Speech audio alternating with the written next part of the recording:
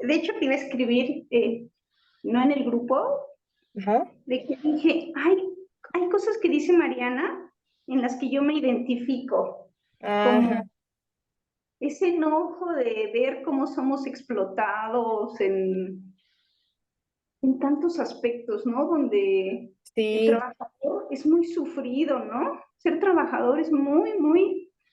Y digo, pero Mariana apenas va empezando. O sea, ya sé.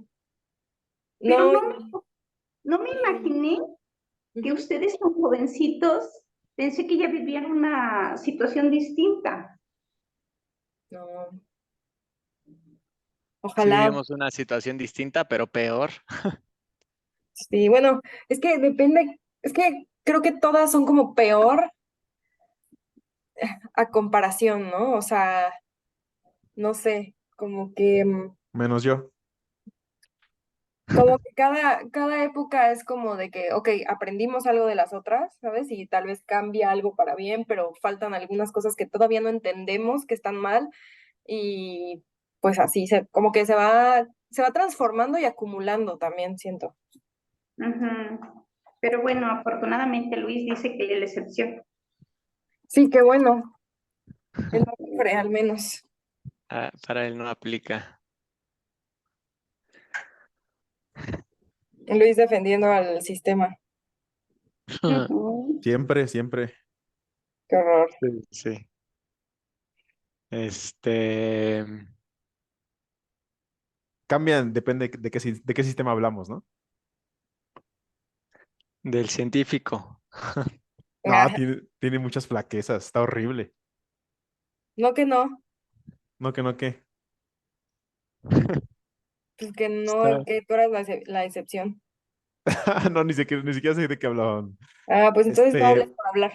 lo interesante del sistema científico actual es que sigue completamente inmerso en la productividad, a nivel de publicar artículos. O sea, al nivel de producir, como si fuera una completa industria dentro del mismo, de la sociedad industrial avanzada. Entonces, se le evalúa al investigador con cuántos artículos publica al año. Y dependiendo de la cantidad de artículos que publican al año en ciertas revistas, es como el gobierno o el Estado le da dinero y le da ciertas categorías. Justo, Somos Buscaminas, la cuenta, una cuenta de Instagram, subió, ahorita estaban tocando un tema como de, em, no me acuerdo cuál es el nombre preciso, pero es algo así como de sentimiento de masas, ¿no? O que cuando estás en una masa, como que tienes más valor porque están como que todos acá, ¿no? Y que así pasa como con los bullies y así, bueno, lo podemos llevar a niveles como de nazis y todo esto, ¿no? Pero a mí, o sea, y luego preguntaron como, a ver, cuéntenos cuándo ustedes han estado como en un momento como de masa, ¿no? O sea, que así como que sienten que pueden hacer más por ser parte de la masa, ¿no? Y yo así de, a ver, si lo queremos llevar así como a un nivel más amplio, dije, no, pues el capitalismo, ¿no? O el sistema, o sea, ¿en dónde estamos ahorita? Entonces dije, como pues prácticamente es el no concebir el, la vida sin tener productos, ¿no? Sin tener, este, dinero. O sea, ¿cómo es esto, no? Y me sorprendió que la mayoría de los comentarios eran más como de el bullying o las marchas feministas o cosas como así bastante cotidianas, cuando lo que más nos mueve es realmente el contexto más grande, ¿no? Que es, o sea, en el que todos compartimos y creemos que está bien solo porque está instaurado ahorita. Claro, porque esos, o sea, los temas que comentaste o que comentan en los comentarios son como los temas mainstream, ¿no? Sí. Como, O no sé si mainstream, pero que mm, son tan recurrentes también que es como de sí, esos son los problemas, ¿no? Y como que ya no les da para pensar más allá y como que se quedan como de sí, hay que resolver esos problemas y no piensan en cuál es el problema, un problema más grande, ¿no? Que no digo que el problema raíz sea el capitalismo, tal vez son muchas otras cosas que yo tampoco alcanzo a ver, pero no pueden pasar de ahí, ¿no? O sea, como que se han comprado ese producto de que el problema es esto o esto o esto, en lugar de como que buscar más. Es que regresamos a la idea de no es pensamiento crítico aquello que te sirven en bandeja de plata. ¿Sabes? Aquello que te dicen, esto es pensamiento crítico, eso no es pensamiento crítico. Y de esferas o de burbujas a burbujas hay cantidad de grosores de burbujas, ¿sabes? Entonces, el poder ir a ver unas y otras. Y esto de las masas entra desde la misma presión social que ejerce que tú estés junto con alguien más o con otro Ah, par de personas. O sea, desde ahí ya se está ejerciendo ese control del cual uno ni siquiera se da cuenta porque nos sumergimos en esta misma presión social, la cual es inherente nuestra, o sea, no podemos desprendernos de ella, nada más es cuestión de entenderla, ¿no? Y es un temazo. temazo. Definitivamente. Y yo creo que con eso, o sea, podemos dar la introducción, ¿no? Bueno, esta es la siguiente sesión del hombre unidimensional. Creo que es la sexta. Sí, Estoy casi seguro que es la sexta. Bueno, sí, sí, es esto. sí. En la que vamos a leer, vamos a comentar los capítulos 5 y 6. El 5 con el título El pensamiento negativo, la lógica de protesta derrotada. Y el sexto, del pensamiento negativo al positivo, la racionalidad tecnológica y la lógica de la dominación. Eh, la verdad es que de todos los capítulos, estos son los que se me han hecho más densos, sobre todo por la estructura lógica, o sea, porque es un tema de lógica, pero no lógica como, claro, es sencillo, sino más, o sea, o solo hay que relacionar, sino más bien, o sea, tiene... eh, o sea, abarca la materia de lógica en filosofía para ir construyendo abstracciones en las que me perdió completamente.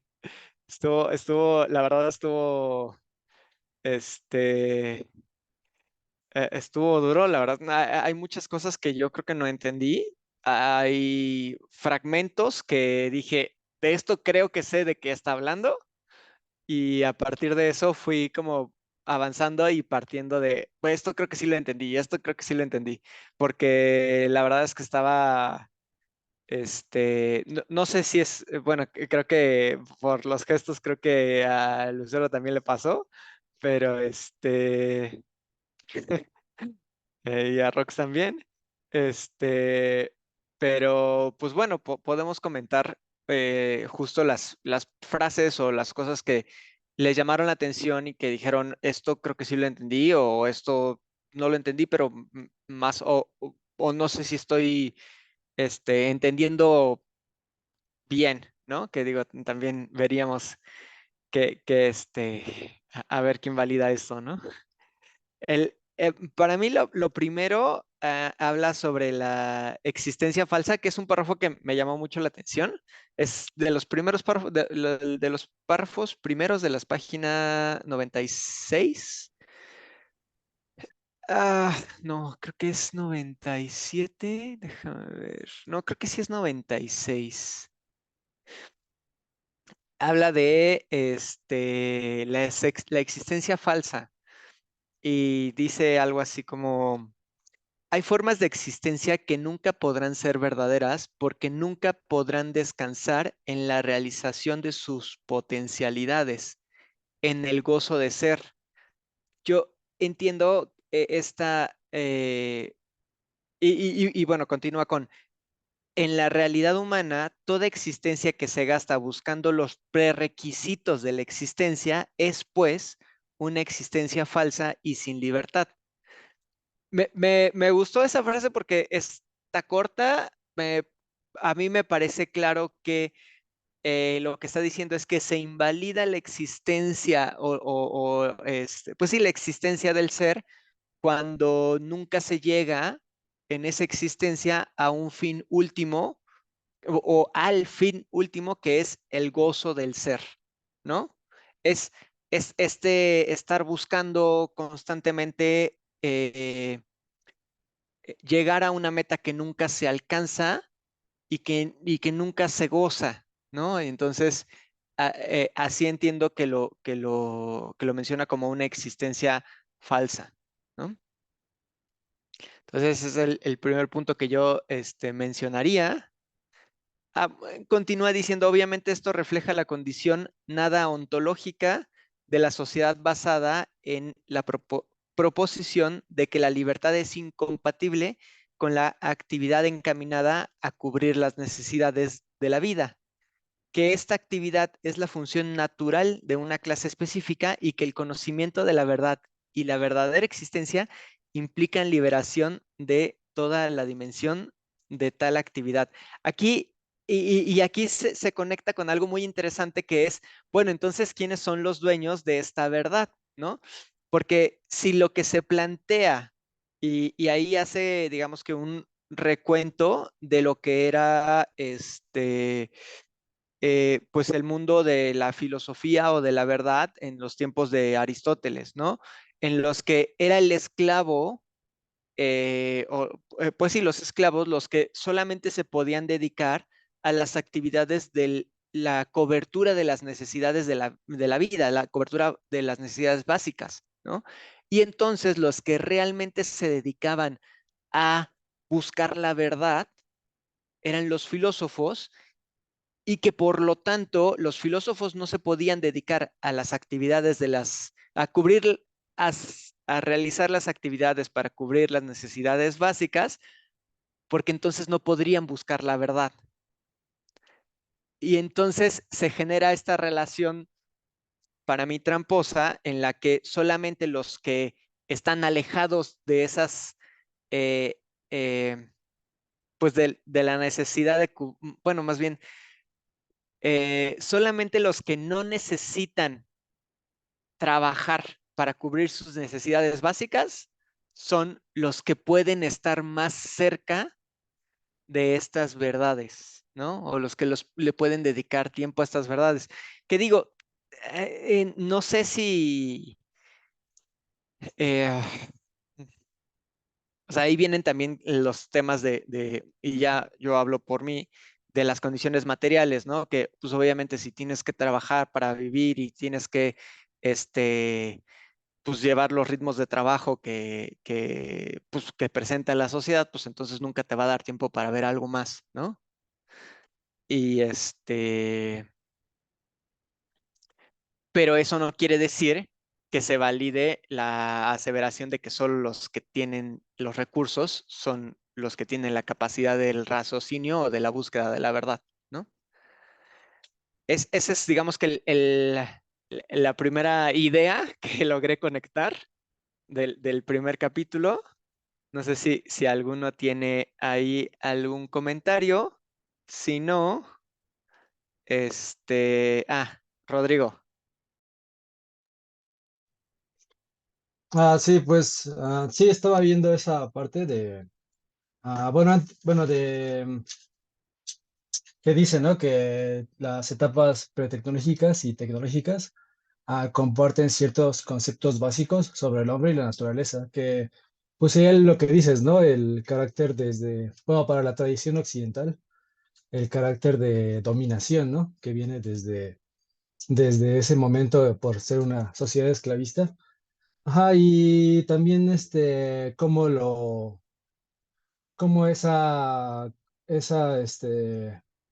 eh, ese concepto de dominación se justifica con el valor, ¿no? Con el valor de lo verdadero, a partir de esta parte del ser y no ser, ¿no? Porque, ajá, bueno, explica un poco antes, ¿no? La parte de que ellos te veían como que un mundo desgarrado, ¿no? Un mundo desgarrado, en el que, este, bueno, la parte esta, ¿no? En el que no podían explicar el cambio, ¿no? Lo del, ser y tiempo, ¿no? Que es lo que luego con lo de Heidegger, ¿no? Que lo trata también. Y entonces, ellos veo que tienen como le asignan un valor a la verdad, y eso ya es su epistemología de qué es la verdad, ya se le asigna un valor. Por eso veo que menciona también que la epistemología y la ética se unen, ¿no? En esa parte del pensamiento de la filosofía clásica griega. Entonces, y también, también me pareció interesante la parte como de que de que ese tipo de conocimiento se fundamenta, pero en la intuición, ¿no? En la parte de la experiencia más inmediata. Y y luego creo que viene la parte ya la parte, después de la parte de esta de filosofía clásica griega, viene la parte de Platón y Aristóteles, ¿no? En las que la parte del cambio, ¿no? Del movimiento, pues lo empiezan a como a solucionar con lo de la potencialidad y la actualidad, en la que pasan, bueno, hacen esto de que el logos y eros, que sería el pensamiento y el deseo, los se unifican para hacer esto de la realización, ¿no? Para explicar el cambio de cómo algo cambia de estado, lo ponen como que es la unidad del pensamiento, o bueno, no solamente el pensamiento, pero sino esta como lógica del mundo con el deseo, con la atracción hacia otra cosa que quiere, que a lo que quiere cambiar, ¿no? Entonces, sí, bueno, ahí le dejo ahorita. Sí, justo. Y me parece que después de ese planteamiento, hace, habla de este tema de la negatividad o de la fuerza negativa y la fuerza positiva, ¿no? Y de este proceso dialéctico que se llevaba a cabo entre estas abstracciones que existían en el pensamiento y la realidad, ¿no? Entonces, la realidad era como la fuerza negativa y o bueno, así lo entendí yo, y el pensamiento era, digamos que la fuerza positiva, sí, positiva y negativa. Y entonces, cuando Ah, se buscaba hacer pues ir, implementar el planteamiento o la idea o la teoría, se generaba pues este proceso dialéctico. Sin embargo, y bueno, ahí habla de la bidimensionalidad, ¿no? Y después llega a señalar que en estos momentos ya no existe eso, porque ya no hay una contradicción o más bien, ya el ideal o ya el pensamiento ya no muestra algo diferente a la realidad y entonces ya no hay esa fuerza negativa. Digamos que poniéndolo en las palabras más simples, creo que eso fue lo que yo entendí. porque de eso, bueno, sí, la parte de la lógica dialéctica de Platón, sí, de que y las ideas verdaderas, ¿no? La verdad, la abstraes de forma negativa, porque ves lo que estás negando es la realidad de la experiencia, ¿no? Ya que eso solamente son, apariencias. Entonces es por eso que lo usa como de forma negativa, ¿no? Porque lo que ves no es, ¿no? Sino que de eso que ves tienes que ver como una verdad que está detrás de ese velo y esa es la verdad, de las ideas. Y ese juicio ya implica un deber, ¿no? Que es lo que decía, ¿no? De la ética, ¿no? Que ya está mezclada con la epistemología y por eso su valor de ello. Pero hay una parte interesante que dice que esa unión de epistemología y ética se empezó a ver cada vez mejor que ni las sociedades ni la naturaleza se guiaban por estos valores. Y por eso, como seguía ¿cómo se llama? Esta falta de realización, bueno, estos límites inherentes y, y en una parte menciona que es tal vez una condición ontológica inmutable, ¿no? Que la realidad no puede reconciliar esto. Entonces, por eso empiezan otra vez a separar estos dos campos de epistemología y ética y llegas a Aristóteles, ¿no? En el que ya empieza otra vez con esto de las formas puras porque ya puras, porque ya no están mezcladas, ¿no? Y bueno, empieza con lo de la lógica formal, ¿no? En la que ya hace una separación de la verdadero y falso. Bueno, no una separación, sino que hace juicios, este, como ya no con las contradicciones que podía la dialéctica platónica conciliar, ¿no? Sí, Ujú. justo, bueno, ahí tienes razón, vale la pena la puntualización de que es al revés, ¿no? O sea, el pensamiento como fuerza negativa y la realidad como positiva y se va haciendo el proceso dialéctico. Y sí, o sea, la verdad es que lo que veo es que Marcus hace toda una historia y toda una construcción de cómo va avanzando este proceso en el que se concibe a la ciencia como algo puro, ¿no? Y posterior a eso, porque incluso habla de la aritmética no euclidiana, o sea, y habla de esta matematización de la naturaleza. Y digo, hay varias cosas que me superan. O sea, la verdad no tengo los conocimientos suficientes como para decir que entiendo todos los conceptos a los que se está refiriendo.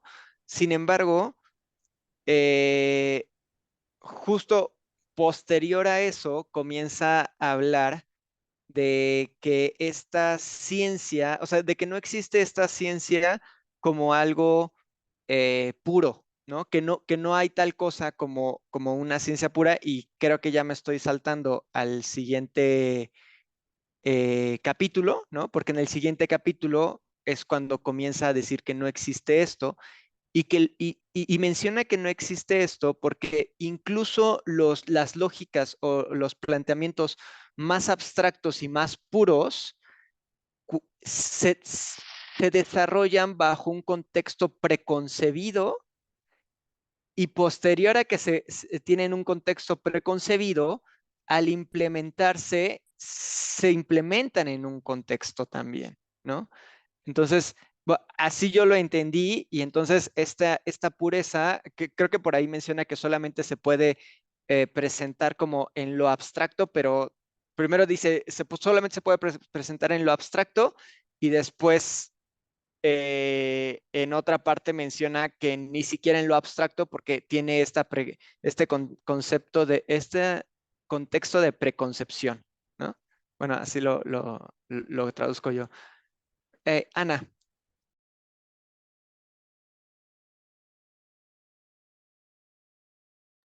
que se hace mute. Ujú. Fíjense que como dijo José, que es compleja la lectura de este párrafo porque habla de filosofía y de lógica, pero entiendo que el autor a lo que nos quiere llevar, él habla del ser y pareciera que es más fácil manipularnos cuando no sabemos quiénes somos, dónde estamos y hacia dónde queremos ir. Y también habla de que, pues ya lo había dicho Aristóteles o Sócrates, que somos un ser social, que estamos hechos para nacer, para vivir en la polis, en comunidad, ¿no? Y que el sistema le conviene tenernos aislados, que no nos juntemos, ¿no? Y ha hecho muchos recursos para que no estemos enajenados, que no tengamos tiempo para silencio, ¿no? Que no tengamos un momento de silencio para encontrarnos a nosotros mismos. Entonces, en la medida que nos segmenten, y sí lo vemos como ahora cada día estamos más segmentados, ¿no? En la familia ves que la hija está con su celular, la otra hija está con el celular, la mamá está con el celular, y ya ahí ganó el sistema, porque en la medida en que estemos más individualizados, pues es mucho mejor para el sistema. Entonces a mí me llamó la atención esa lectura porque dije, pues por eso tal vez está hablando del ser, porque si no sabemos quiénes somos, este, por eso vivimos como cada día más alejados de nuestra naturaleza, ¿no?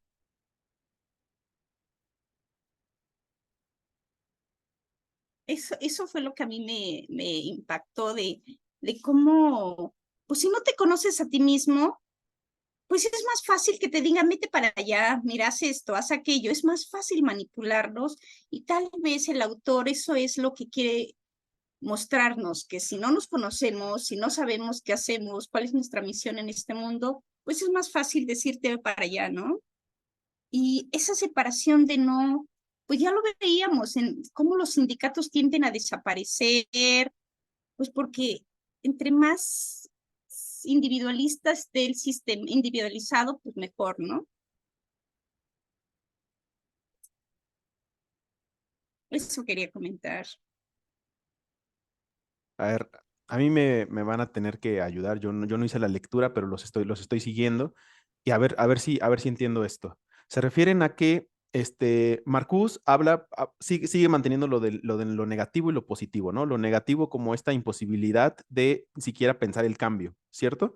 Entonces, cuando habla sobre las ideas puras o lo formal puro, menciona, dice, a ver, esto que mencionamos como algo puro, como algo abstracto, como algo ideal, viéndolo platónicamente, viene de una viene de una naturaleza, el término está horrible, de ya negativa, ¿no?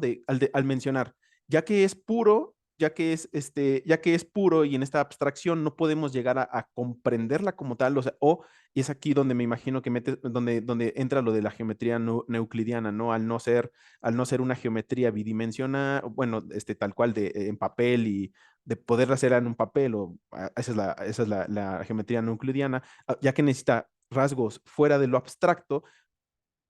Estas abstracciones nos impiden, al creer que hay algo ideal que no podemos alcanzar, nos hacen separarnos de esta idea de esta idea de la realidad de poder hacer un cambio sobre ella. Entonces, entonces la lógica, y es aquí donde donde pone en conflicto a Platón y Aristóteles, la lógica llega para desmontar estas ideas y para demostrar que aunque sí hay, aunque lo ideal pertenece a un contexto, podemos agarrarnos de ciertas formas de ver y de tener esta conexión con la realidad, que es a través de la lógica, para poder llegar a ideas lo más verdaderas posibles y a través de estas ideas verdaderas poder tener una intención de cambio.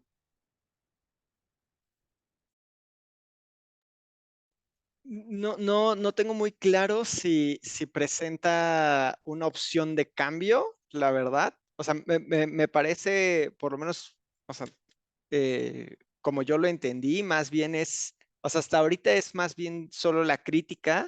O sea, en capítulos anteriores hablaba del Eros, ¿no? Y de ciertas posibilidades, pero aquí me parece mucho más que es solamente sustentar y hacer el contexto histórico lógico de por qué es de por qué, primero, la tecnología y el contexto imposibilita eh, eh, la libertad del hombre, o bueno, del ser humano. Y después indica por qué la ciencia sí está subordinada al, pues al sistema actual, ¿no? Y que esta subordinación la vuelve una herramienta más de dominación, como todas las demás herramientas. Me gustaría leer dos párrafos que creo que, o sea, son los más claros que encontré y que creo que dan como la idea probablemente lo más claro posible. Dice, la sociedad todavía está organizada de tal modo que procurarse las necesidades de la vida constituye la ocupación de tiempo completo y permanente de clases sociales específicas, que no son, por tanto, libres y están impedidas de una existencia humana, ¿no? O sea, hasta ahí creo que es sencillo, ¿no? O sea, la búsqueda de las necesidades impide que sean libres. Ahora, en este sentido, la proposición clásica de acuerdo con la cual la verdad es incompatible con la esclavitud por el trabajo socialmente necesario, es válida todavía, que es justo de lo que hablábamos, ¿no? De la incapacidad por las condiciones materiales, ¿no? Y después dice, el concepto clásico implica la proposición de que la libertad de pensamiento y de palabra debe permanecer como un privilegio de clase en tanto que esta esclavitud prevalezca. ¿Qué quiere decir? que la verdad no pertenece al esclavo, sino al privilegiado, ¿no? Y luego dice, porque el pensamiento y la palabra corresponden a un sujeto que piensa y habla. Y si la vida de este último depende de la representación de una función superimpuesta, depende de la realización de los requisitos de esta función, o sea, de la realización de la cobertura de sus necesidades. Y así depende de aquellos que controlan estos requisitos, o sea, que el esclavo depende de los privilegiados para poder digamos que cubrir los prerequisitos para llegar a la verdad, ¿no? O sea, digamos que ellos tienen la llave de la puerta, ¿no? Y hasta que no cumplas los requisitos, no te van a abrir la puerta. Sí, pero aquí perdón, es una verdad que viene bajo la idea de dominación. Claro. Mm. Sí, sí, sí. O sea, lo que está planteando es en este sistema de dominación, así es, ¿no? Y luego dice, la línea divisoria entre el proyecto pretecnológico y tecnológico se encuentra más bien en la manera en que se organiza la subordinación a las necesidades de la vida. O sea, no es que haya o no subordinación, sino sí hay y solamente es la manera en la que se maneja la subordinación, ¿no? Y luego dice, bueno, las necesidades de la vida y en las nuevas formas de libertad y falta de libertad, verdad y falsedad que corresponden a esta organización. Entonces, eso fue lo que me pareció lo más claro y conciso de ese capítulo. Rodrigo. Ay, güey. Ah, sí. Pues bueno, otra vez en el capítulo 5, ¿no? Pues sí habla, me acuerdo que sí habla de bidimensionalidad.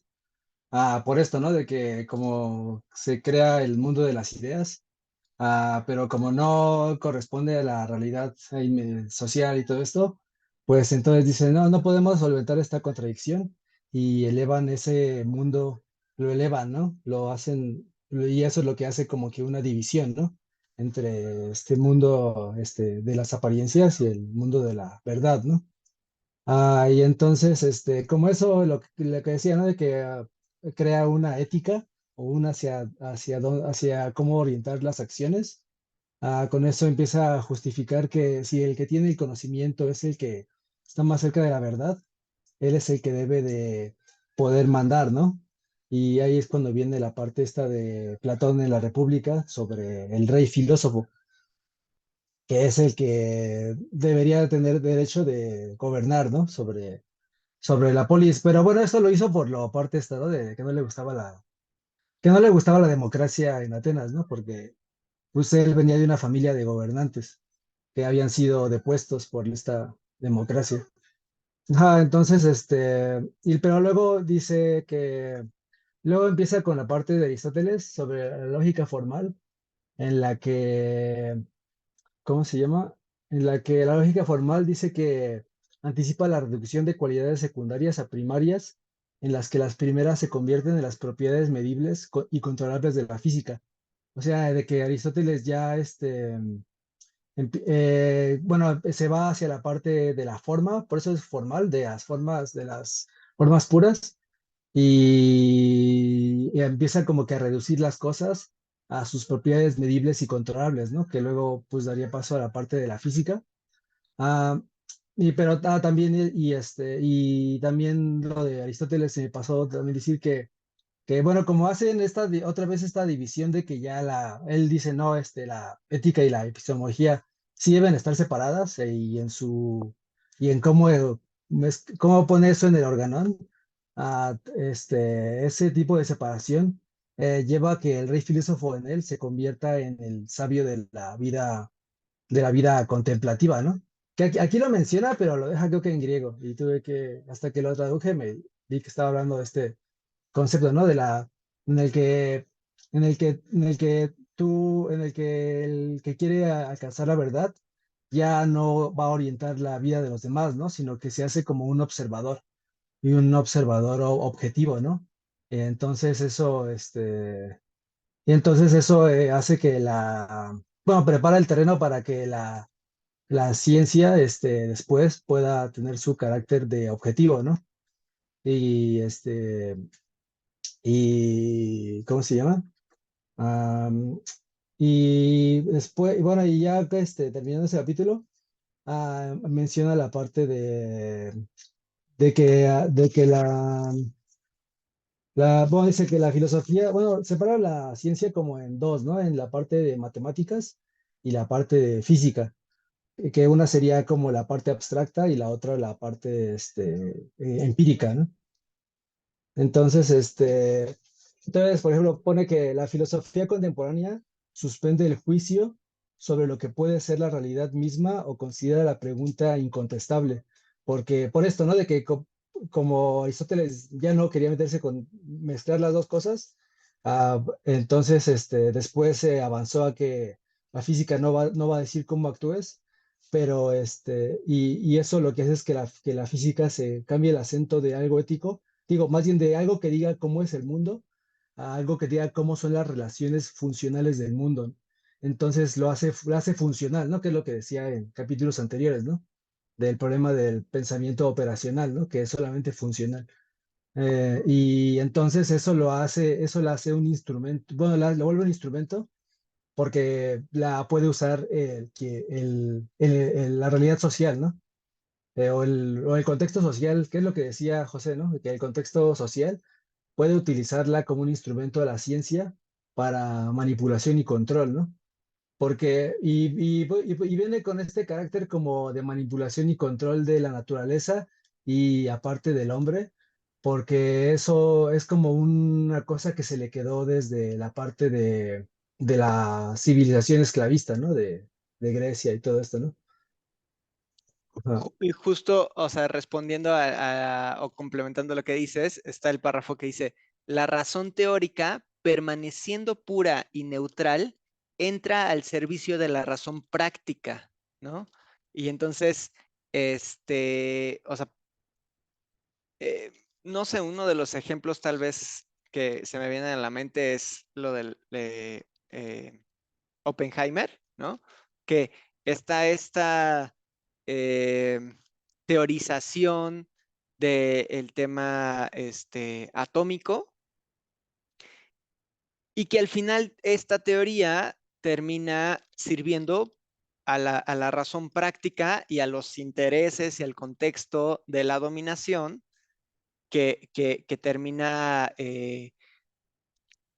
o sea, digo, sería difícil pensar que la ciencia entonces no está subordinada a la dominación, cuando por más abstracto que sea, en la ejecución termina sirviendo a estos fines de dominación, ¿no? Eh, Hay un pequeño parrafito que me gustó mucho, sobre todo no sé si lo han leído, algunos sí, de algunos sé que sí ya lo han leído porque lo leímos en clubes anteriores, pero hay un cuento este, ay, se me fue el nombre, no puedo creerlo. ¿Borges? De Borges, hay un cuento de No manches, que Borges, se olvidó Borges. Bueno, hay un cuento de Borges que habla sobre el velo. Y este cuento de Borges, eh, a través del cuento de Borges, menciona o plantea que el alcanzar a Dios o estar muy cerca de Dios es como rasgar el velo, ¿no? O rasgar o ver la realidad es como rasgar el velo, ¿no? Y justo Marcus dice, el velo ideal de la ciencia matemática es así un velo de símbolos que representan y al mismo tiempo enmascaran el mundo de la práctica. Me gustó pues no sé, simplemente hacer la conexión ahí pues de las palabras, ¿no? Que utilizan las mismas palabras. ¿No? Y está, Eh, perdón, Está muy, muy interesante. Oye, tengo que leer sin duda estos capítulos porque que tomen la historia y la filosofía de la ciencia, llevándola desde, bueno, en este proceso histórico que menciono, ¿no? Desde la idea de Platón, cómo tenemos esta idea ideal abstracta, llevarlo a Aristóteles, para muchos conocido como el padre de la ciencia, justamente por esto, porque empieza a categorizar, empieza a poner esto de decir, no, tal como dice Rodrigo, ¿no? De vamos a tratar de trabajar aquello que podemos medir, ¿no? Y ahí es donde se mete lo que es la filosofía de la ciencia, bueno, parte de la filosofía de la ciencia, ¿no? ¿Qué podemos medir? Y si lo podemos medir, ¿qué es realmente esta medida que nosotros hacemos, ¿no?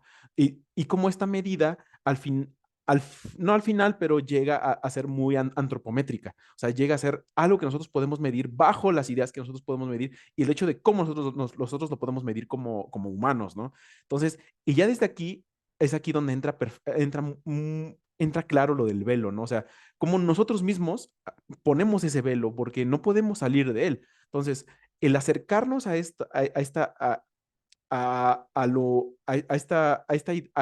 lo más ideal nos es imposible. Y por eso tuvimos que inventar las matemáticas, por eso tuvimos que hacer todo este invento de posibilidades para poder llegar a abstraer todo aquello que de no poder abstraerlo, no podríamos entenderlo, ¿no? Entonces, y la posibilidad de hacer estas relaciones entre estas abstracciones es apenas esa rasgadura que nosotros podemos hacer entre lo que podemos imaginar, entre lo que podemos predecir o no predecir o inferir o no inferir sobre algo que se nos presenta, ¿no? Aquí lo interesante es hacia dónde lo va a llevar Marcus, ¿no? Que lo va a llevar hacia la dominación, hacia cómo esto es una herramienta y esta herramienta por parte de esta élite que es la única capaz debido a que tiene subordinados a los otros para poder llegar a esos procesos de abstracción que piden mucha energía, piden mucho tiempo, piden muchas horas de dedicarte a abstraer eso, ¿no? Entonces, ya desde ahí usándolo como una herramienta de dominación, entra todavía esto que es, ¿para qué se hace la ciencia? ¿Quién hace la ciencia? ¿De quién es la ciencia? ¿Para quién es la información? ¿Para qué es la información? ¿No? ¿Y cómo la vamos a usar? Por eso me parece muy, muy, muy interesante que hagan esta diferencia entre la epistemología y la ética y como la ética tiene que regular a la epistemología, porque de lo contrario se va a suceder como una herramienta, ¿no? A tal punto del el gran ejemplo que tenemos hoy en día, que es el de Oppenheimer, ¿no? Sí, sí, claro. Y justo, o sea, leyendo esto y platicándolo, yo pensaba ¿y para quién es esto, no? O sea, porque de verdad desarrolla mucho, creo yo, y bastante, complejo para decir o para sustentar que luego entonces la ciencia no es eh, completamente neutra, ¿no? O no es completamente objetiva, ¿no? Y afortunadamente eh, lo logré conectar con algo que no sé si lo conozcan, pero estaba escuchando hace no mucho una reseña de un libro que se llama Sapiens, creo. Realmente lo importante no era ese libro, sino quién lo hacía. Lo hacía Javier San- Santaolalla, que es pues es un señor, Divulgador. ¿no? Un divulgador, que es doctor en física de partículas, físico y ingeniero. Y me llama mucho la atención porque él dice que hace la crítica a una parte de este libro, porque este libro menciona lo que menciona Marcus, ¿no? Que la ciencia está subordinada a los intereses de la dominación. Y él dice, es que, o sea, me parece algo demasiado osado de aseverar porque pues yo he estado becado en diferentes universidades y he estado haciendo diferentes proyectos de investigación y yo nunca he recibido una señal de hacia dónde tiene que ir la investigación, cuáles son los resultados que tengo que obtener, y entonces él tiene la percepción de que sí es libre su investigación y de que sí es libre su, pues no sé, la conceptualización y su proceso científico, y que al final la ciencia no está subordinada a el aparato de dominación. Y entonces entiendo, o sea, haciendo esta conexión, porque, a ver, estamos hablando de un doctor en física de partículas, divulgador, alguien que pues puede conocer mucho de este tema, de la física, ¿no? Del tema lógico, tal vez, y sin embargo, se necesita leer por lo menos este capítulo del hombre unidimensional para tener la noción de que indudablemente está subordinado, aunque no te lo digan textualmente, aunque no te, aunque no te condicionen el apoyo económico para realizar esta investigación, ¿no? ¿Cómo salir de esa subordinación? No tengo la menor idea todavía, pero hasta ahí vamos, ¿no? O sea, a mí me pareció muy interesante esa relación.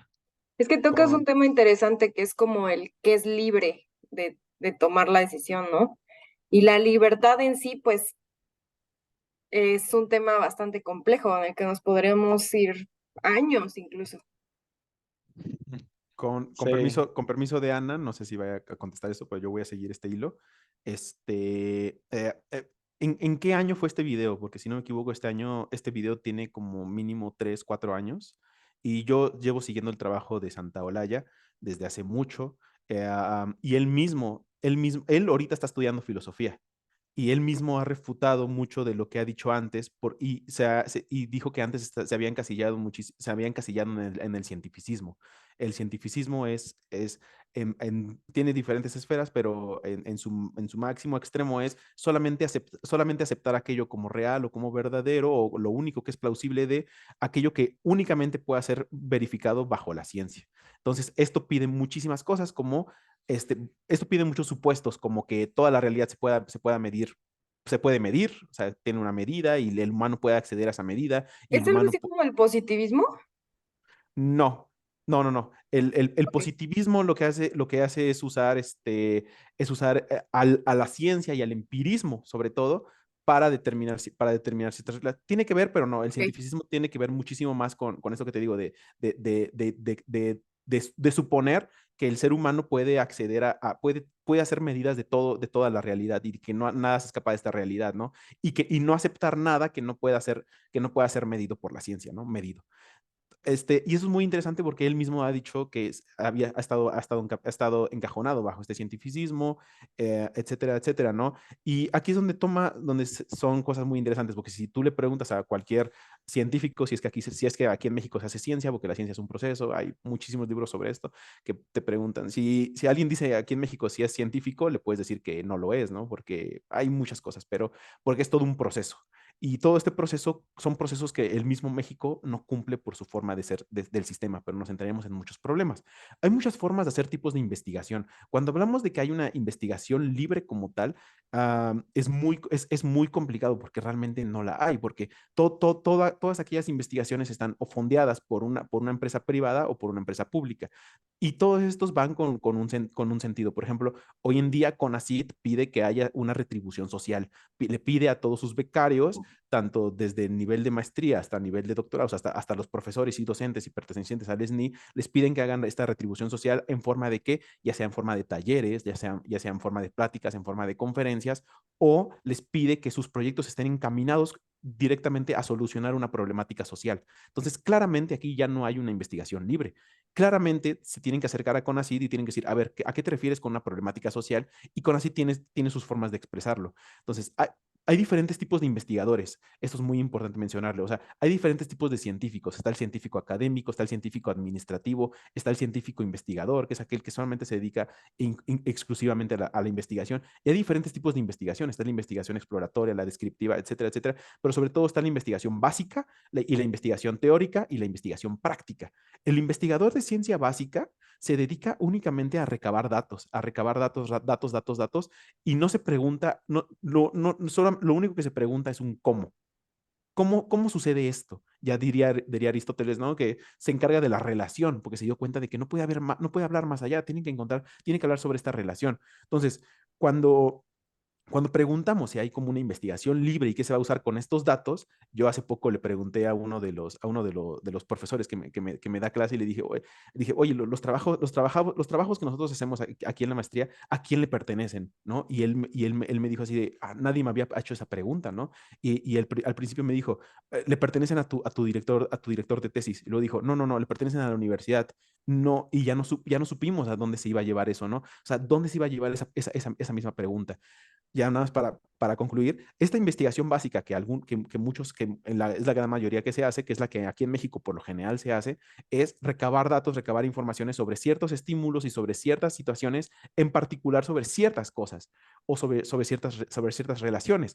Y esta investigación básica puede que no vean, puede que no vean un proceso que vaya a ser útil esta ciencia de alguna forma, sino hay otro tipo de investigadores que se dedican a recabar toda esta información, esta investigación básica y hacerla, como podemos decir, útil, si es que la ciencia se tiene que meter en eso, o si ya entramos en el apartado de la tecnología, si apartamos en el uso de esta información para hacer esta tecnología. Es aquí donde nos metemos en ciertos problemas, porque tecnología para qué, tecnología de quién, para qué, para hacer qué, ¿no? Entonces aquí ya entramos en muchas cuestiones que, que ya generan muchos problemas a la hora de abarcar esto, ¿no? Como lo podría decir esta, este señor científico que doctorado en física, quizás por las mejores instituciones, lo que quieras, y que incluso puede ser muy experto en su campo, pero muy, perdón la palabra, muy estúpido, muy idiota para ver el general o para muchos otros campos, ¿no? Y es lo que muchas veces sucede con el científico, ¿no? De que es experto en su gran campo, pero eso no significa que le dé una opinión al respecto de otras generalidades, ¿no? Claramente estoy aludiendo a un cierto tipo de ejemplo, ¿no? No estoy diciendo todos los científicos, etcétera, etcétera, ¿no? Y ahí, perdona, nada más quiero responder el mismo hilo. Sí, efectivamente, ahorita googleé rápido el video y sí, es de hace 3 años. Entonces, justamente eso, ¿no? O sea, y creo que es muy importante hacer la puntualización y buscar a ver si hay una actualización de la reseña o cambio de opinión, ¿no? Porque creo que es válido y probablemente nos llegue a pasar a nosotros también, ¿no? Eventualmente van a decir, no, es que en lectura nuestra dijeron esto, pero ¿hace cuánto lo dijeron? Porque eh, vamos evolucionando, vamos avanzando y creo que eso es lo más importante, ¿no? O sea, que sigamos leyendo, que sigamos avanzando y que sigamos replanteando las posturas. Ahora sí, Ana, listo. Fíjense que me encantó este párrafo donde dice que el hombre posee facultades y poderes para llevar una vida de acorde a su esencia, de acorde a su naturaleza. Sin embargo, ¿por qué esos poderes no los roban o no los vemos o no? ¿Qué pasa en nosotros que pues actuamos ¿en qué momento no nos damos cuenta de esas facultades y poderes, no? Él dice que es preferible una vida inteligente que estúpida, que la verdad transforma las formas de pensamiento y existencia, que la razón y la libertad convergen, que la sociedad está organizada de tal modo que satisfacer las necesidades de la vida constituyen la ocupación de tiempo completo del ser humano. Entonces, ¿dónde está la libertad? Si solo vives para trabajar. Cuando leí esto, pensaba, si yo hubiese tenido la madurez que hoy tengo y hubiese estado consciente de los problemas sociales que hay en la sociedad, tal vez no hubiese tenido hijas, porque es bastante triste ver que tienen una vida miserable como la tuya. Viven solo para trabajar. El 80% de nuestro tiempo lo dedicamos a eso.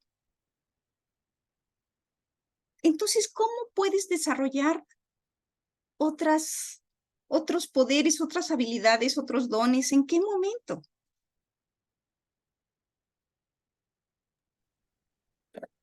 Yo ahí te respondería, Ana, que justo, no vi que quitaste el mute, Mariana, perdón. Ahorita contesto. Bueno, yo te contestaría, Ana, que justamente ahora y en la tendencia que hay en el sistema, yo creo que incluso el tener hijos es la fuerza negativa, ¿no? Que hace contrafuerza de todo este sistema, porque justamente la apatía o todo este, o sea, es abrumador, ¿no? El sistema en el que vivimos y las condiciones de las que la mayoría ya son conscientes y el buscar continuar, pues sí, teniendo hijos, buscando otras alternativas, es yo creo que forma parte de esta fuerza que va a ser el proceso dialéctico para llegar a una posición mejor de la que estamos, ¿no? Así como o tener hijos, leer, estar los miércoles a las 8 de la noche hablando de estos libros. O sea, todos estos tipos de cosas son cosas que hacemos porque creemos pues porque queremos leer, ¿no? Pero este, también creo que representa el gusto por ser más conscientes, ¿no? Y es que el problema no es el trabajo, es más bien el no, lo que decía Marcus capítulos atrás, ¿no? El no verte representado con el trabajo, el no poder ver una extensión de tu cuerpo y que te represente, ¿no? Y extensión de tu cuerpo, entiéndase por el trabajo, por lo que has hecho, el sentir que estás creando algo y que tú formas parte de ello y eso forma parte de un contexto más grande, eso no lo vemos. Y creo que de ahí parte también el problema de que no sentimos como nuestra esencia, ¿no? O de dónde venimos o todo esto, porque al no ver hacia dónde vamos, al no verlo representado, pues también decimos, entonces, ¿para qué estoy aquí? Solo para hacer como, no sé, para escribir un blog en donde ni siquiera está mi nombre, para crear máquinas que hacen más máquinas. Y luego te venden estos productos que no solo son productos tangibles, sino también el producto de ¿quieres saber quién eres? Pues entonces ve a un ritual o ve a un retiro de no sé qué y yo te ayudo. Y todo se vuelve como otra vez un paquete en donde te dice como, si no sabes quién eres, yo te puedo decir quién eres dentro de todo este paquete, ¿no? Cuando realmente no te dejan buscar quién eres, cuando no puedes realizar el trabajo que quieres, ¿no? Porque de hecho ahorita la palabra trabajo, incluso piensas en trabajo y es como de, ay, no, trabajo, ¿no? Pero no debería ser así, o sea, el problema es que Claro. el trabajo no es algo que tú quieres hacer. Como creo que ya lo he dicho aquí, lo he contado millones de veces a muchos amigos, pero un amigo que llegó conmigo y me dijo como de, no es que sea flojo, es que no me gusta trabajar. Y se sintió culpable, ¿no? De, es que no me gusta trabajar, o sea, como apenado. Y yo me reí, pero no en forma de burla, sino porque es como de, es que todos pensamos igual, ¿no? O sea, no te sientas mal porque también está este sentimiento de que, no trabajas, eres un maldito flojo y qué mal porque no vas a prosperar en la vida, ¿no? Pero, y te hacen sentir culpable de que no quieres trabajar, pero realmente no es que no quieras trabajar, es realmente que no te dan algo que te haga sentir quién eres o buscar incluso quién eres, ¿no? Que te dignifique, ¿no? También, no solo dignificar, o sea, que de verdad englobe tu por qué estás aquí, ¿no? Como lo decía Úrsula en Los Desposeídos de Anarres, muchísimas personas estaban relativamente, o bueno, según lo que percibí, contentas en Anarres porque podían trabajar en muchos lugares y también tomaban en cuenta para qué eras bueno y qué te gustaba y podías dedicarte a eso, ¿no? Ese fue un intento de Úrsula por decirte, mira, tal vez podemos intentar esto. Tal vez esto funcione. Y aún así te plantea algunos problemas que puede haber, que es lo que comentábamos al inicio de la sesión, ¿no? Que tal vez que nosotros de esta generación percibimos que el trabajo ahorita está horrible o que la sociedad está peor que antes, pero tal vez la de antes también decía está peor que la de mis papás y la de mis abuelos decía que estaba peor y así, y así, y así, pero es también porque no hemos logrado descubrir o solucionar eso de cuál es el trabajo que nos hace ser y estar. Sí, puede ser lo que tú dices, que tal vez no hemos encontrado el trabajo donde nos podamos sublimar. ¿Cómo decías, Luis? Sublimar, lo dice Marcus. Ajá, Marcus. entonces, y la verdad es que aunque a veces yo no sé, pero ustedes que son más jóvenes y cuando te escuchaba decirte tu trabajo decía, es que pensé que eso era solo de mis generaciones, donde no había encontrado el trabajo ideal, donde se sintiera realizada, valorada, le encantara lo que hacía, pero también podría ser que el problema está en la forma en que percibimos las cosas y solo es cuestión de cambiar nuestra forma de ver e interpretar el mundo, ¿no? No creo que solo sea eso, porque de hecho eso es otra cosa que te venden, o sea, es como estos libros de desarrollo humano de, si no estás prosperando es porque no te levantas a las 6 de la mañana y porque no crees en ti y no crees que te lo mereces.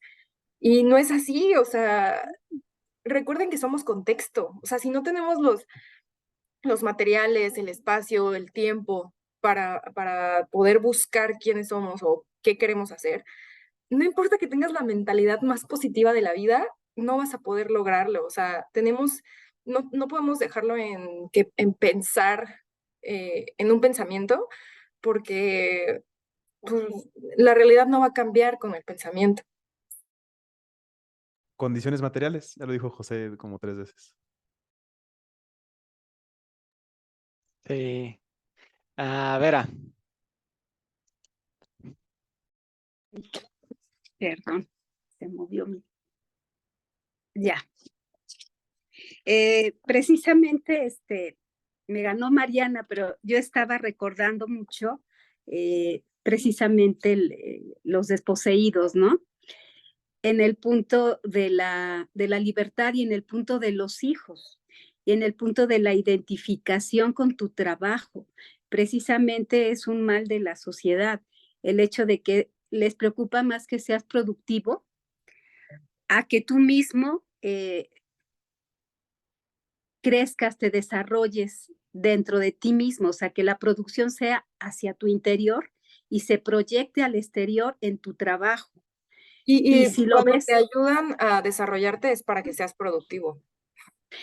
o sea, el tema del capitalismo, ¿no? Que tienes que ser productivo y tu valor y tu ser está en relación de tu productividad, pero de tu productividad para la sociedad y no es para la sociedad en grande, es para cierto sector de la sociedad.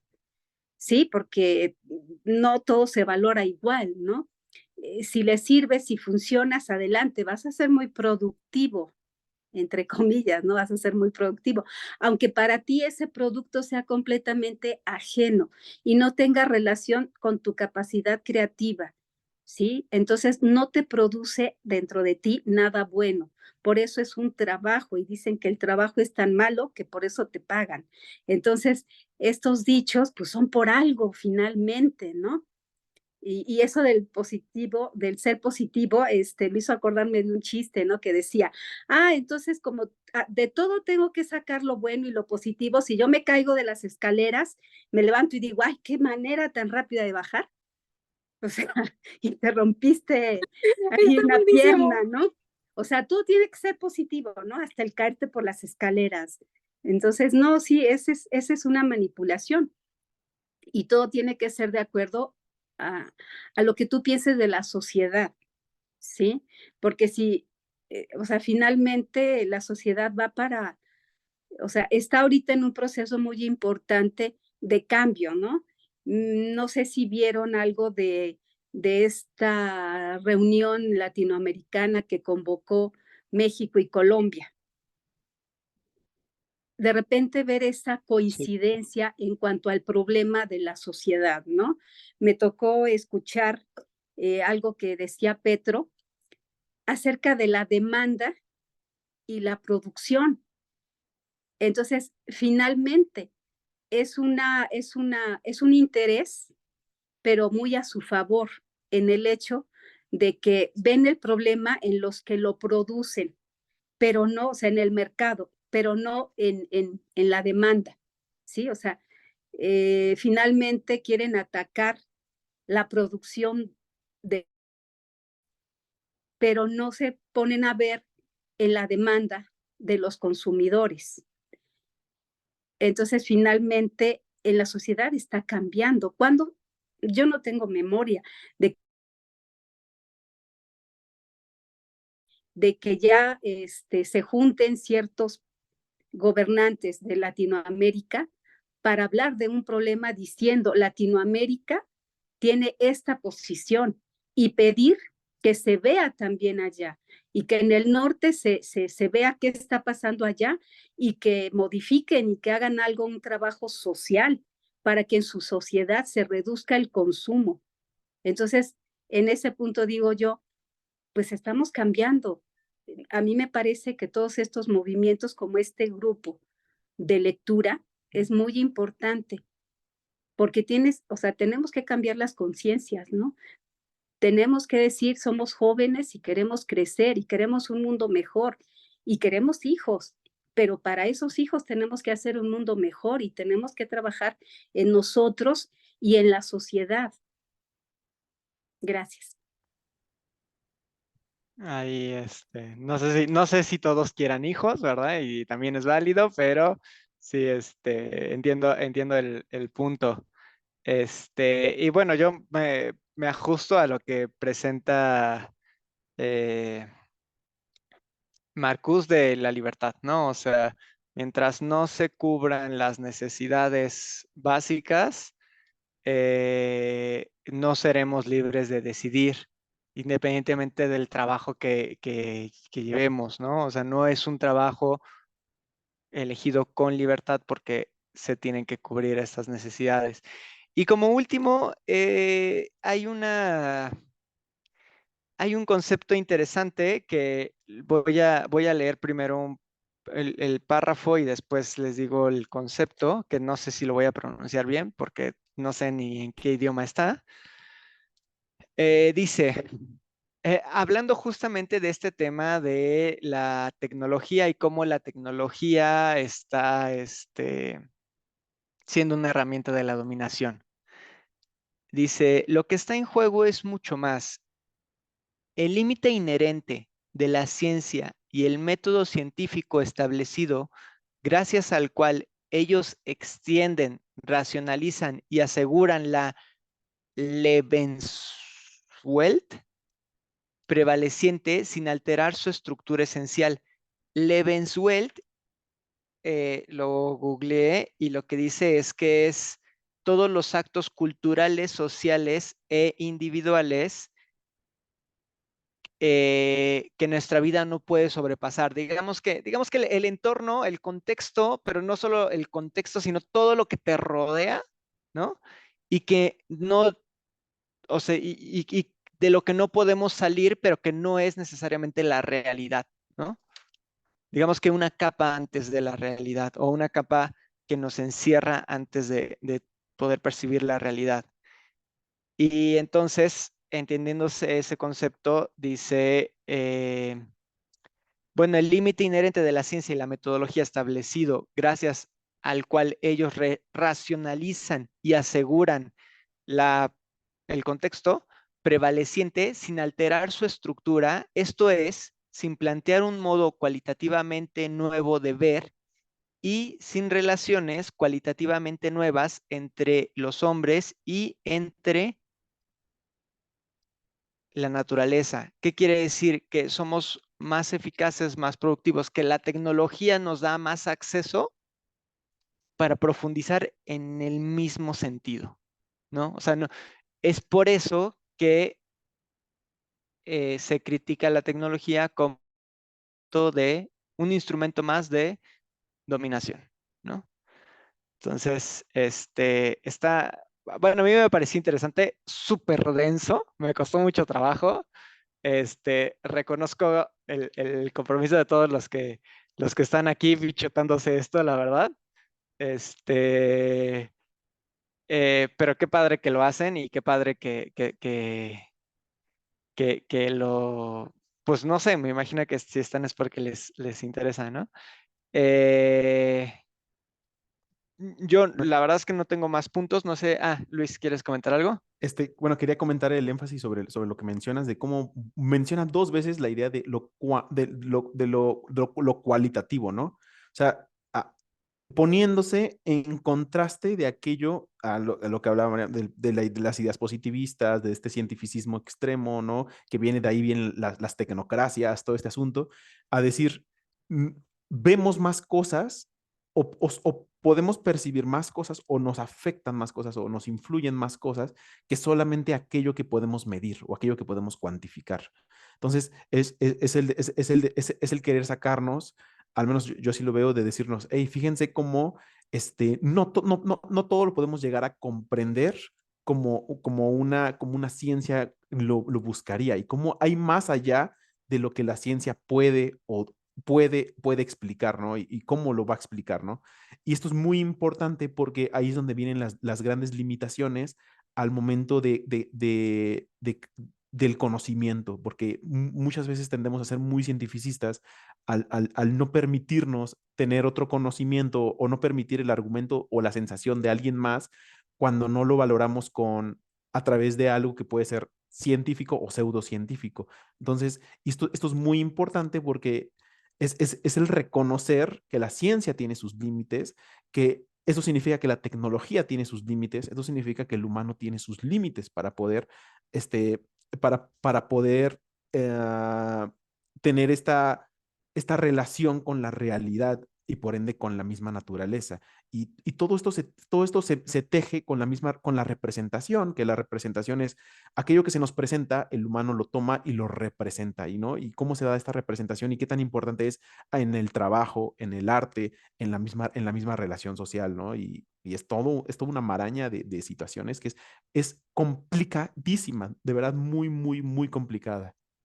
Y eso lo relaciono también con lo que también en capítulos pasados decía sobre la razón, que muchas veces queremos como que ser racionales y siempre darle una razón, como si lo único que el humano fuera ser racional, ¿no? O buscarle razón, lo que lo vuelve tecnológico, bueno, sí, tecnológico, tecnócrata, no sé si está bien dicho, este, y deja de lado cualquier cosa que no le parezca lógica, como si eso estuviera mal, ¿no? Eso me recordaste lo que dijiste.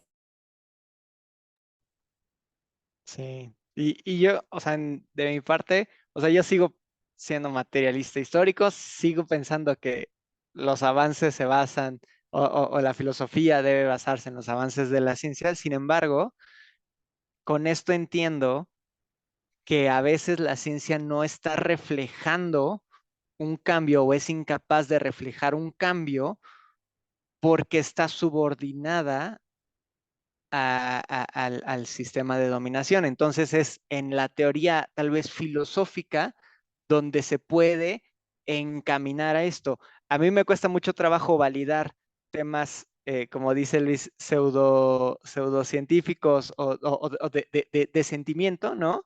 Porque, o sea, que la ciencia no esté reflejando o no esté reflejando perdón, que la ciencia no esté reflejando una opción de cambio o esta energía negativa, para mí no necesariamente valida el tema sensorial o cualquier tema sensorial, ¿no? Pero, o sea, al final es algo interesante. Perdón, es interesante esto que dices de lo sensorial, porque hay muchas cosas sensoriales que podemos medir, como la temperatura, como la presión atmosférica, como los decibeles, ¿sabes? O sea, muchísimas cosas, pero hay situaciones más allá que escapan del hecho de ponerle una medida, que en eso se basa toda la ciencia. Poner una medida, qué instrumento vamos a usar para medir y cómo vamos a interpretar esa medición. De acuerdo. Rodrigo. Pues yo quería hablar brevemente sobre un tema que se me hizo interesante, que viene, sí, en el capítulo 6, que espero a ver si a ver si después ¿cómo se llama? Lo elabora. Pero es de que esto, bueno, lo que decía hace rato, ¿no? De la parte como súper abstracta de la ciencia, ¿no? Entonces, hay una parte en la que dice que dice, acabamos de ver que la filosofía contemporánea de la ciencia parece estar luchando con un elemento idealista y en sus formulaciones extremas se mueve peligrosamente cerca de un concepto idealista de la naturaleza. Y eso relacionado con lo que dice antes de esta parte de, por ejemplo, la física no mide las cualidades objetivas del mundo exterior y material. Estos son solo resultados obtenidos por la realización de tales operaciones, que pues, para mí serían las mediciones. Y dice, los objetos permanecen solo como un intermediario, como intermediarios convenientes, como postulados culturales anticuados. La densidad y la opacidad de las cosas se evapora. El mundo objetivo pierde su carácter objetable, su oposición al sujeto, ¿no? Y eso pues, lo puedes ver con la ciencia como más novedosa, ¿no? En la que también por eso cita a Max Born, que dice, la teoría de la relatividad nunca ha abandonado todos los intentos de asignarle propiedades a la materia, pero a menudo una cantidad medible no es una propiedad de una cosa, sino una propiedad de relación con otras cosas. La mayor parte de las medidas en física no están directamente preocupadas con las cosas que nos interesan, sino con alguna clase de proyección, el mundo tomado en el sentido más amplio posible. Y luego pone que Heisenberg pone que lo que nosotros establecemos matemáticamente es un hecho objetivo solo en una pequeña parte. La mayor parte es un examen de posibilidades. Entonces, sí, pues con todo esto de la física cuántica, ¿no? Que ya las cosas como de objeto o de se empiezan a volver anticuados, ¿no? Y esos conceptos ya no operan en ese nivel, ¿no? Y eso te muestra que pues, la física se le escapa algo, ¿no? Claro, y que no toma en cuenta el contexto para el desarrollo, sino trabaja desde las abstracciones y tal vez ni siquiera para responder, bueno, digamos que sería lo contrario de lo que dice Luis, ¿no? De que si el CONACYT le está pidiendo que sea algo relacionado con una causa específica del contexto material de la sociedad, ¿no? En este caso, la crítica va al revés, ¿no? Es decir, o sea, todos los planteamientos son, ni siquiera están relacionados con lo que, con la situación material, por decirlo de alguna forma, ¿no? Bueno, no sé, así lo interpreté yo. Aquí entran muchísimas cosas. Ya nos podremos hablar de lo que menciono, de la filosofía de la ciencia, ¿no? En cuanto a lo del CONACYT, pues esto es muy nuevo, o sea, apenas este año se están implementando estas cosas, ¿no? Y hay quien todavía a las academias y a las universidades les cuesta mucho entender qué es lo que realmente quieren, ¿no? Al mismo CONACYT también le cuesta entenderlo, ¿no? Muchos investigadores lo que hacen es decir, pues mando a mis alumnos a que den campañas, talleres, clases, conferencias y ya cubro como la rúbrica social, porque es muy difícil decirle a un físico, sí es muy difícil a un biólogo, incluso a un médico, decirle que su trabajo tiene que tener fines sociales, imagínate decírselo a un químico o a un físico, ¿no? O a un matemático. Es muy complicado porque se rompen muchas esferas porque es otra forma de planear la misma investigación. Hay que pensar cuando pensamos en cómo se da una certeza científica, viene por el famoso método científico y todo esto tiene ciertas reglas y ciertos pasos. Y todos estos pasos se van cumpliendo de alguna forma que se buscó para llegar a estas certezas, ¿no? Que incluso es a través de la negación de las cosas, ¿no? Por eso, ¿no? Han escuchado de las famosas hipótesis nulas, de las hipótesis alternativas, todo esto que va en contra de las igualdades que se ejercen.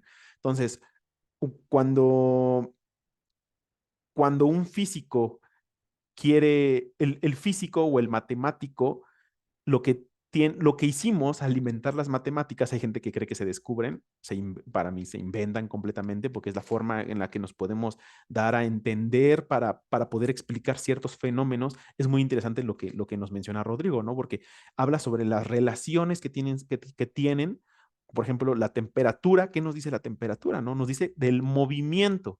no nos dice otra cosa, nos dice del movimiento de partículas. Ahora, ¿cómo vas a referenciar esa temperatura al ambiente, la temperatura corporal?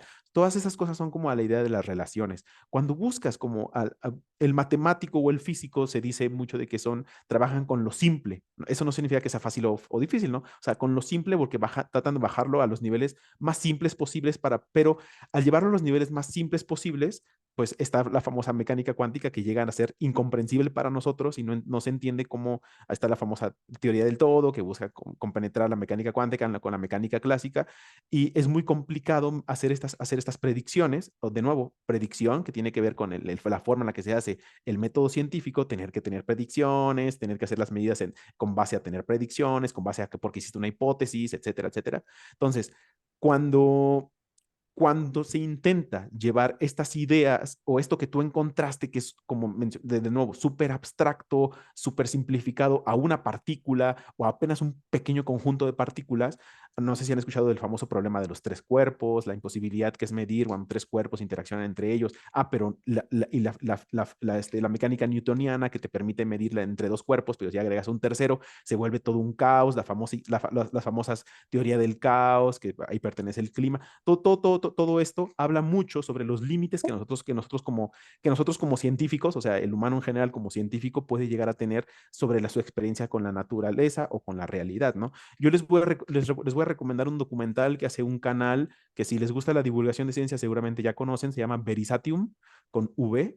Es muy famoso en YouTube. Ahí está, tiene su canal en inglés, también su canal en español. Pueden ver el documental en el idioma que ustedes gusten. Les recomiendo el video que se llama Incompleteness, la incompletitud, creo que se llama, la incompletitud de las Sí. matemáticas. Pues si Alexis ya lo vio, me puede decir que pues, es un documental muy, muy bueno como Verisatium los hace y habla sobre cómo en un nivel muy básico las matemáticas están incompletas y cómo es que aún así son este bello edificio que nos permite entender mucho, que nos permite, según entender la forma en la que entendemos la realidad, ¿no? Y este documental pues nos ayuda mucho a entender sobre todo esto, ¿no? De cómo es que nos llegamos a sustentar tanto en las matemáticas, diagonal, también con la estadística, y todo esto lo fundamentamos en todo aquello que creemos que son los conocimientos con más certeza, ¿no? ¿Y de dónde sacamos esta certeza? Este documental es muy interesante y nos ayuda mucho como a ver estos límites y estos alcances que podemos llegar a tener. Oye, Luis, ¿y ese canal de YouTube es científico? Es una gran pregunta. El último paso del método científico que a la mayoría de la gente se le olvida es la divulgación. En el proceso de la ciencia, no se hace ciencia hasta que eso no se divulgue. Entonces, si vamos por estas ideas, ellos, hacen un proceso adecuado de investigación de la bibliografía, un proceso adecuado de decir quién hizo quién, o sea, hacer las referencias y decir de dónde se hizo, quiénes fueron involucrados en ello, y hacen un marco teórico decente, usando antecedentes. Entonces sí podemos decir que llega a ser científico. Pero de nuevo, ya a estas alturas, ya la palabra científico se nos queda muy corta. Y ahí tal vez se muestra la dificultad, ¿no? De la solicitud de CONACYT ahora. Pero, sin embargo, o sea, no quiere decir que sea incorrecto, ¿no? Quiere decir que es difícil, pero está interesante. Eh, bueno, pues creo que pues salió muy bien esto. Eh, pues primero darles las gracias por su tiempo y antes de que nos despidamos, yo quería, pues comentar. La sesión pasada lo comenté, digamos que simplemente al aire, pero ahorita sí quisiera ver qué les parece. Como habíamos comentado desde el principio de las votaciones, buscamos que cada cierre de libro, por lo menos de cada cierre de libro largo, ¿no? Tengamos una reunión presencial en la que pues nos conozcamos en persona, compartamos pues una comida, una cena, ¿no? Y pues convivamos, ¿no? Entonces, este, A mí la verdad es que me hace bastante ilusión porque hay varios nuevos integrantes, y pues quisiéramos saber cómo están de disponibilidad. La idea sería pues que fuera en octubre, ¿no? O sea, todavía nos quedan 2 sesiones más, entonces terminaríamos por ahí del 27, probablemente tal vez hasta el 4 de octubre podríamos tener la sesión de cierre del libro y de ahí pues no sé cómo les quede tal vez el fin del 13 de octubre o el fin del 20 de octubre o del 27. Este, también sí está dentro de sus posibilidades comentarles que la sede sería en Ciudad de México. Aquí en Ciudad de México, para los que son foráneos y para los que no también, pueden quedarse a dormir. O sea, la sede sería aquí, bueno, donde yo vivo. Y igual aquí hay espacio, hay para que puedan dormir.